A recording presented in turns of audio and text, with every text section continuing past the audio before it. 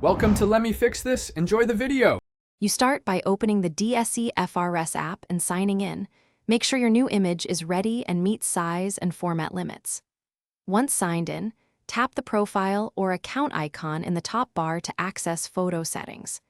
You do this now to avoid interruptions later, so confirm the app is updated and your phone has a stable connection before you proceed to edit. You tap Edit Photo or the camera icon and choose Upload or Take Photo.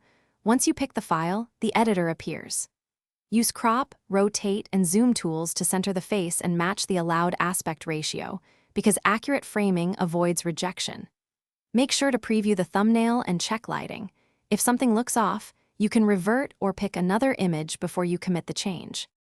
You finish by tapping Save or Confirm and watching the upload progress until it completes. Do not close the app mid-upload. Once done, check your profile and any linked modules to confirm the new image displays correctly. If the photo doesn't update, retry on a stronger Wi-Fi connection, clear the app cache, or reselect the image. These steps fix common upload and display issues quickly. Thanks for watching. If you found this helpful, don't forget to like and subscribe.